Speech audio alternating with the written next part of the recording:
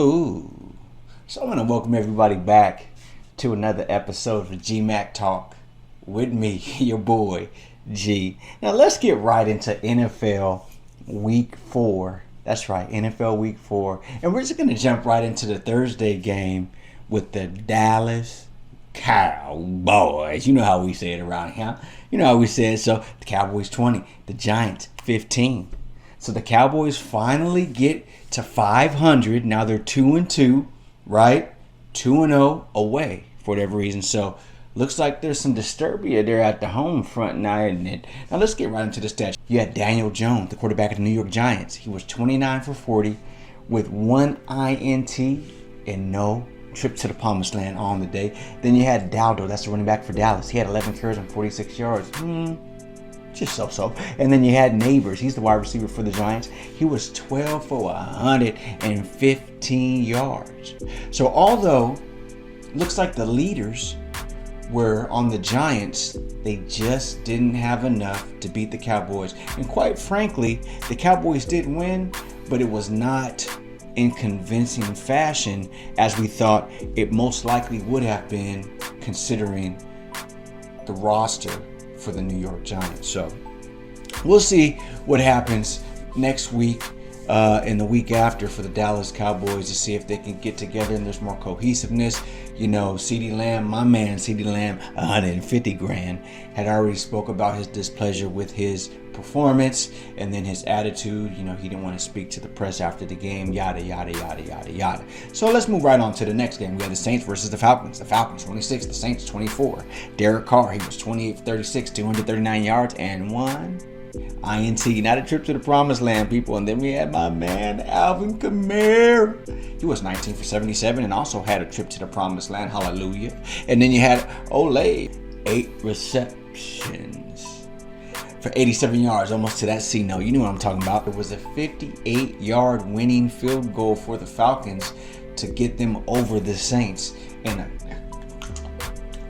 nail biter, you already know. So we on to the next game, and we had the Rams versus the Bears. The Bears 24, the Rams 18. You had Stafford, he was 20 for 29, 224 and one INT, no trips to the promised land. Then you had Williams, he's the running back for the Rams. He was 19 for 94 and one tub. And then you had Atwell, he's a wide receiver for the Rams. He was 4 for 82, and they fall short to the new look Chicago Bears. So, you know, the Rams fall to 1-3, 0-3 at the casa, at home. Then you had the Bears 2-2, 2-0 at home.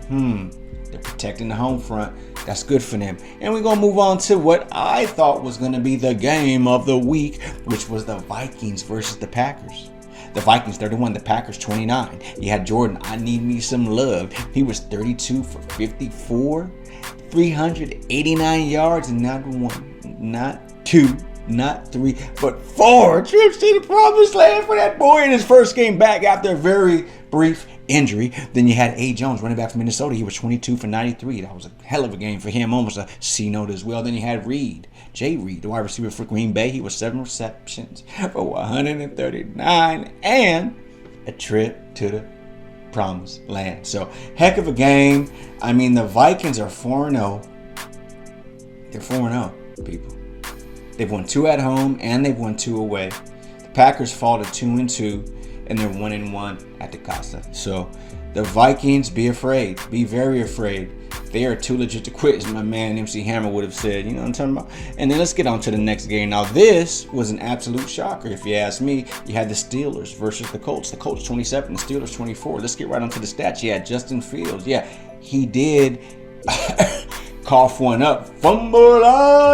Fumblerooski for the young man, but he still played a hell of a game and almost brought them back after being down 17 points in the first half. So you had Justin Fields. He was 22 for 34, 312 yards and 1 TD. Then you had Taylor. Yeah, that's the running back for Indianapolis. That boy could run. He got 21 carries for 88 yards and not 1 fumble, but 1 touchdown. And then you had Pittman Jr. He's the wide receiver for the Colts. He was 6 with 113 yards. That's right. Then you had Pittman Jr., the wide receiver for the Colts.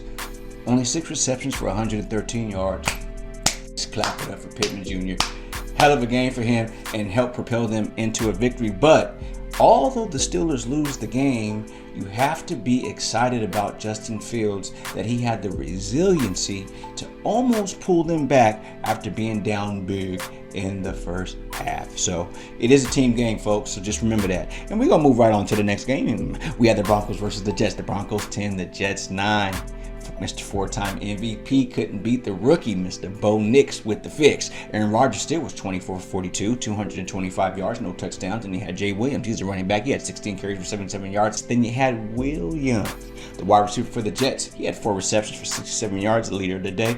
Not the greatest, but still did his darn thing. And that's going to cut it for that. The Broncos are now at 500, 2-2, 2-1 away. And the Jets are 2-2, 1-1 at home. So it'll be interesting to see once the elements start to kick in, if the Jets who they say they are and who we think they are. And on to the next game, which was an absolutely shellacking, wasn't even close. We're going to go with the Tampa Bay Buccaneers versus the Philadelphia Eagles. And I think this may be the last year for the head coach. But anyway, let's get right into the score. We had the Buccaneers 33, the Eagles 16. Now, you got to give Shaquan the ball. He only had 10 carries for 84 yards, which is a hell of a day for most running backs. But when you have top 2-3 running back in the NFL, you got to feed the man the ball, especially to keep the pressure off of Jalen Hurts, because you know he gets a little erratic. You know what I'm saying? And when he gets erratic, he makes mistakes. And it's not only on him. He needs some support, though, if you know what I'm talking about. But let's get into the rest of the day. You had Baker Mayfield. Him and Tom Brady had a little tit for tat, a little splat. If you didn't know, check that out. But Baker Mayfield, he was 30-47, 347 yards, and he had not 1 but 2 trips to the promised land for that young man. Hey, he's playing a hell of a role, and he's playing his lights out right now. Huge, uptick from when he was with Cleveland, and they basically had to boot his butt from up out of there, and then he went to Carolina. That was a poop show as well. You know what I'm talking about? So, he's looking good. He's looking really good. It fits for him. So then we had Mike Evans, wide receiver for Tampa Bay. He had 8 receptions, 94 yards, and a touchdown. He's been stellar since he came in the league. He's a bigger wide receiver, standing tall, and he could catch them all. So, he looks good. The Buccaneers look good. The Buccaneers are 3-1, 2-1 at home, right? So, in Florida, they're the top team right now. The other 2 teams, so-so. But anyway, on to the next game, which was the Cincinnati Bengals versus the Carolina Panthers. Cincinnati Bengals 34, the Panthers 24. You had Joe. Come on, you got to follow me. I was a Super Bowl kid, Burrow. He was 22 for 31, 232 yards, 2 touchdowns. Back in action, you go, boy. Then you had Hubbard. He's a running back for Carolina. He had 18 carries for 104 yards and 1 tub. When you get 100 yards as a running back, you did your job. Like, for real. You did your job. And the offensive line did their job, because it takes a lot of them hogs pushing to get you moving and rushing. So, and then we had, that man, he said he's not worried about the money no more. He's going to play his lights out for the rest of the season. That's Jamar. I'm ready for my contract chase. 3 receptions for 85 yards. You've seen the long one. The dude's got absolute skills. Him and Joe Burrow is a dynamic duo, but we'll see if they can carry on with that heat and not be beat towards the latter part of the season. Jamar Chase did finish with 1 touchdown. Now, the Texans, who were a hell of a team at the end of last year, a hell of a team at the beginning of this year, they're 3-1 versus the Jaguars, who are 0-4. Trevor, what's going on, young man? So with the Texans 24, the Jaguars 20, you had C.J. Stroud once again, 27 for 40, 345 yards, and not 1 but 2. Hallelujah, trip to the promised land. Then you had Bigsby, running back for Jacksonville. He had 7 carries for 90 yards, hell of a day for him. Then you had Collins. He's a wide receiver for Houston. He had 12 receptions for $151. That's right, 151, $1, 2 quarters, and a penny. You know what I'm talking about? So, hey, look. The Texans ain't nothing to fool with. I think the coaching change and then the young quarterback and the new regime is really paying dividends for that team. They're not perfect, but they damn near. They're playing some good football right now. Let's hope they don't peak too early. Now,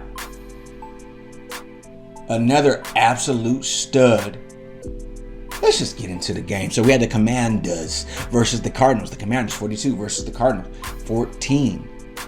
Daniels, once again, the all-out stud, 26 for 30, 233 yards, touchdown, no INTs. Then you had my man, James Conner, running back for the Cardinals. That's right, James Conner from the Cardinals. He had 18 carries, 104 yards, and 1 TD. This guy does not age, now does he? Then you had Zach Cheas, the wide receiver for Washington. He had 6 receptions for 85 yards, almost 100, but no touchdowns. But he was the leading receiver of the game. So we're just gonna go ahead and give the Commanders. The Commanders are 3-1, 2-1 away. Yeah. 3-1, 2-1 away. Let that process. Them boys is playing some serious football ever since they got rid of my man, Ron Rivera, who's a hell of a coach. But I'll tell you what, the coaching has been phenomenal since the change. Very good job. Then we're going to get into my boys, which I kind of figured they were going to win this game. We better had won this game. So it was the Patriots versus the 49ers. The Patriots 13, the 49ers 30. Get right into the stats. You had Brock, the Rock Purdy. He was 15 for 27, 288 yards, and 1 TD. Then you had Mason. He's a running back for San Francisco since our boy, the Madden curse, is hurt. 24 carries, 123 yards, and 1 TD. Now, that's the type of balance that we're looking for there in San Francisco and any team, to be honest with you. And then you had Jennings. 3 receptions, 88 yards. So we just swept the board. Brock the Rock, Mason, and Jennings all did the darn thing. Jennings did not have a touchdown this game, but as you can see, he was still very impactful to get us the W. And on to the next game, which wasn't really a shocker. For whatever reasons, the Browns just don't want to get down this year. So we had the Browns versus the Raiders. The Raiders 20, the Browns 16. Right onto the stats. Mashaj Watson. He has 24 for 32, 176 yards, and 1 TD. Then you had Madison, running back for Vegas. 5 carries on 60 yards from the middle of the road. Then you had Judy, 6 receptions, 72 yards. He's with Cleveland. So I'm not sure what happened to the defense with Cleveland. I think they were the number 1 run defense last year, if I'm not mistaken. So I don't know what's going on with Cleveland. I understand that Deshaun has let the media get into his head, so he's not quite where he was when he was a Texan before the whole scandal or what have you, whatever you would like to call it. But, cognitively, I think there's some distortion going on with him. But what does that have to do with the defense, right? The Raiders are 2-2, 1-1 at home. The Browns fall to 1-3, 1-1 away. Then you have the Chiefs versus the Chargers, which was a very close game and very unfortunate injury for the Chiefs, who I'm not sure how they're going to maintain with a lot of their starters dropping like flies. Holy cow. But then you got to understand they do have Patrick and they do have Andy. That coach and that quarterback could win with a Pop Warner team in the NFL, like logistically speaking. I'm telling you. But anyway, the Chiefs 17, the Chargers 10. The Chiefs are 4-0. They're 4-0, people. They have not lost a game yet. This is the returning Super Bowl champion. Will they three-peat? But anyway, let's get right to the stats. You had Patrick Mahomes, 19 for 29, 245 yards, 1 touchdown, no INTs. Then you had Kareem the Dream off of his couch, back to where it all started for this young man before the incident where he kicked the girl out the hotel room. He said, if you ain't giving the boom, you got to get out the hotel room. But anyway, he was 14 for 69. Heck of a game for him for just coming off the couch. Then you had Kelsey, 7 for 89. I mean, they just say line them up. The Chargers ain't no slouch, under their new regime and everything. So, man, I got to give the Chiefs a clap on that. I just don't know how long they're going to be able to maintain this streak with the injuries. They just lost another wide receiver. The running back is gone. But that's the game of football. Even with all the penalty and rule changes, I mean, you still have athletes, top tier athletes, running 100 miles an hour. You got guys 250, some even close to 300, running 4.4, 4.3. So, I mean, these guys are still out there banging, especially in the trenches. But anyway, we're going to move right on to the next game, which is the Bills versus the Ravens. This is Sunday night's nighttime game. You had Lamar, no agent needed. That's right. He led his team, you guys. He brought his team out, and they did the darn thing. So you have the Ravens, 35, versus the Bills, 10. The Bills fall to 3-1. The Ravens are finally at 500 at 2-2, and probably, come on, let's be honest, you guys, top 3 in the league. You know, them in Kansas City in the AFC. I don't think you have two stronger teams, two more complete teams. I think the Ravens just started slow, but it looks like they're trying to find their rhythm, especially with Derrick Henry. Like I said, give that man the ball, and you guys will probably win all of your games because he has that much of an impact with Lamar Jackson. Lamar Jackson can sit in the pocket and throw and pick apart the defense. Derrick Henry can run, and Lamar can run kind of that stretch. It's unstoppable. But anyway, Jared Allen, 16 for 29, 180 yards. Then you had Derrick Henry, 24 carries, 199 yards. Get the man the ball one more time so we can get that 2-1 trip to the promised land. And then you had Hill, running back for Baltimore. He had 6 receptions for 78 yards and 1 TD. That's right, Hill, the other running back for the Ravens, 6 receptions for 78 yards and a touchdown. Heck of a game for him. So you guys look, 35-10 against that Buffalo Bills team. You know, I'm not sure how it goes in the NFL, but if they make them run gassers like they do in college and high school, them boys is running gassers. They might get one day off to study film, and then them boys is running. Them boys is running. After that, you already know how it go if you ever played the game of football. That's just a part of it, conditioning. Just to remind you about when you miss assignments and whatnot. But let's get into the doubleheader tonight, because you know we film on Monday. There's a doubleheader on Monday. We're spoiled now, aren't we? Because usually we wouldn't get these many doubleheaders, but with all the games being played in the regular season, I think that's the new normal for the NFL. But so you have the Titans versus the Dolphins, right? There's only 2 minutes left in the fourth quarter. The Titans 24, the Dolphins 12. I don't see that changing, and the Dolphins are going to fall to 1-3. 1-3. Unfortunate. They looked pretty good at the beginning of the year, but injuries, Tua, that whole situation. We'll just have to wait and see what happens. I think he should sit out the rest of the year, but he'll be back, and let's hope that he stays healthy. But you know, there's some boys coming in next year they might want to drive. You know, one of them's got some pedigree. We're not going to get into that just yet, but we are going to talk about that a little bit later. In a couple of weeks, we're going to go over the mid-year stats and see who the leaders are. But anyway, you had Rudolph, quarterback, Tennessee. He was 9 for 17, 85 yards. Then you had Pollard, running back, Tennessee. Hey, that's the ex-Dallas Cowboys running back. We've talked about him, the elusive back. 18 carries, 78 yards, doing his thing. The guy is a good running back. And then you had Waddle, wide receiver from Miami, 4 receptions, 36 yards. Believe it or not, that is the leading wide receiver of the day. Only 36 yards for the wide receivers on either side for this game. Now, the next game, the Seahawks versus the Lions. The Lions 35, the Seahawks 20. But we still have a whole quarter to go, and Geno, don't count me out, Smith still has something to prove, so we shall see. But I'm not sure. The Seahawks may take their first L of the season if they can't turn this thing around. As is, you got Geno Smith, 28 for 37, 290 yards, 1 touchdown, no INTs. Then you had Walker III. He's a running back for Seattle as well. He has 11 carries, 59 yards, and 2 workhorse touchdowns. And then you had Metcalf, another freak, and he should be the freak of the week if he can get over 100 yards. Right now, he's got 6 receptions for 83 yards. And we're going to wrap this thing up. But before we do, we're going to come to a quick commercial break, and then we're going to have our football trivia, and we're going to be done again. We're going to be out here.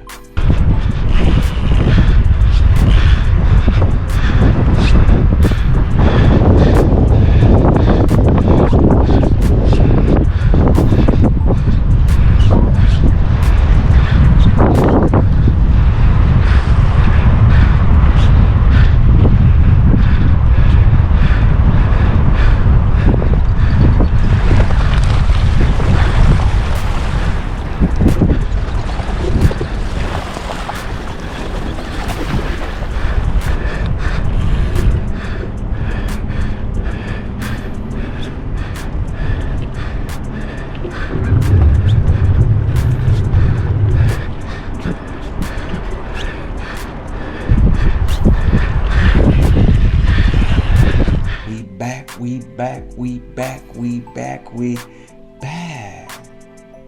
So, football trivia. Here we go. So, this is going to transfer into the NFL and into the officiating sector. That's right, the officiating sector. So, let's see if you guys can figure out this one.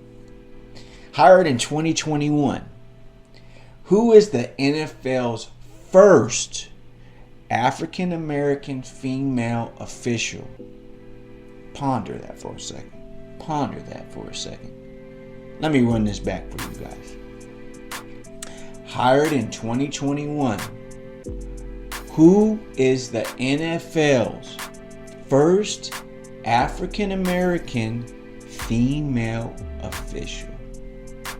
Get down in the comments. Don't be looking on Google, Yahoo search engines, AskJeeves.com. If you know it, show it. Hey man, if I can get 5 people, $20 to the first winner, $10 to the second one. Go get yourself a 99cent. They don't even do 99cent hamburgers anymore, huh? No, that was a thing of the past. That's a thing of the past. But look, hey, no Capri with me. I'll shoot you the dove in a minute. You know what I'm talking about? So anyway, we want to thank everybody once again for tuning in to Gmak Talks with me, G, supporting the movement. And until next week, peace.